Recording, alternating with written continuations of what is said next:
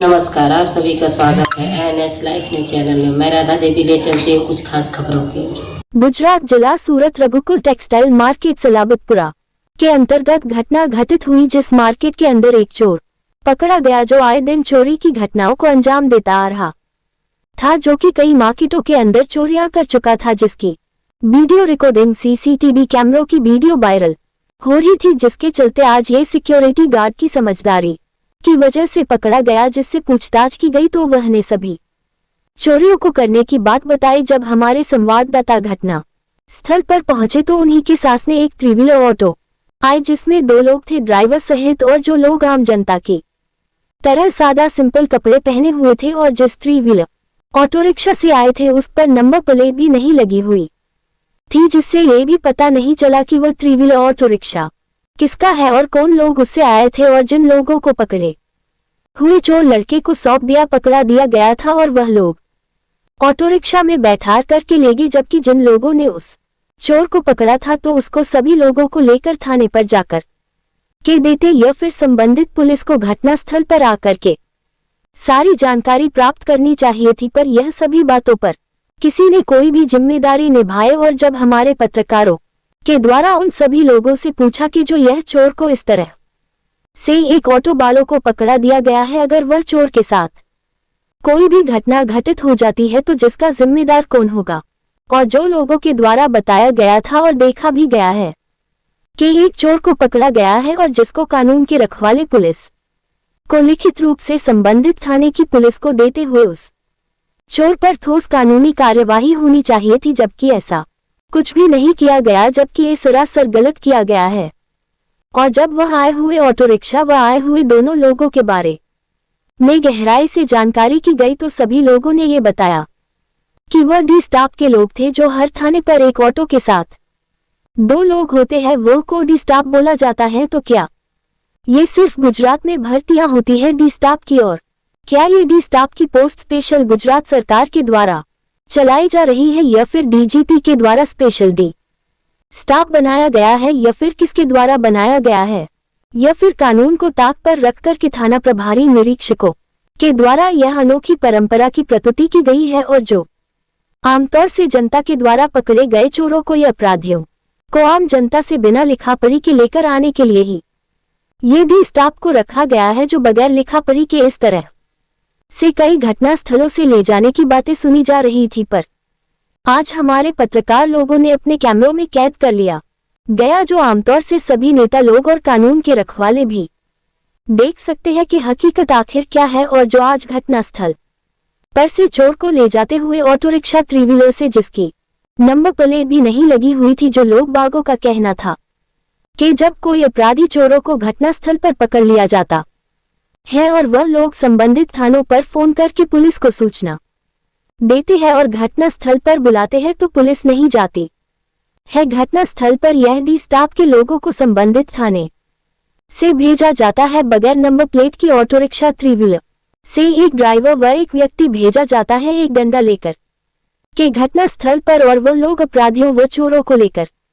जा कहाँ ले जाते हैं जो आज तक किसी को पता नहीं चलता है। अगर यह डी स्टाफ के लोग थाने पर ले जाते हैं तो इन अपराधियों व चोरों के खिलाफ मामला दर्ज कराए जाते होते तो न्यायालय में जरूर जाते, पर नहीं तो यह न्यायालय में जाते हैं, और नहीं वह लोगों से कोई भी लिखित प्रार्थना पत्र लिए जाते हैं, और नहीं वह किसी व्यक्ति को बताया जाता है जिसके द्वारा अपराधियों व चोरों को सौंपा पकड़ कर दिया जाता है। वह लोगों को भी कोई भी जानकारी नहीं दी जाती है, तो ये फिर डी स्टाफ और संबंधित पुलिस थाने व पुलिस चौकियों के पुलिसकर्मियों के द्वारा उन सभी अपराधियों का क्या करते हैं। जबकि आज जब ये चोर को सिक्योरिटी गार्ड के द्वारा जो चोर को पकड़ा गया था, जिसको मार्केट के मेजरमेंट रखने वालों ने व कई अन्य लोगों ने उस चोर से पूछताछ की एक बंद कमरे में, और फिर संबंधित थाना प्रभारी निरीक्षक को सूचना दी गई, जहां से डी स्टाफ एक बिना नंबर प्लेट की थ्री व्हीलर ऑटो रिक्शा से एक ड्राइवर व एक डंडा लेकर आदमी आया और उसके साथ उस पकड़े चोर को सौंप दिया गया। जब हमारे पत्रकार लोगों ने अपने कैमरों में सारा दृश्य कैद कर लिया, तब सारी जानकारी प्राप्त करने के बाद जब डी स्टाफ के बारे में कुछ समझ में नहीं आया तो कुछ दूरी पर एक स्टार दरोगा व कुछ पुलिसकर्मियों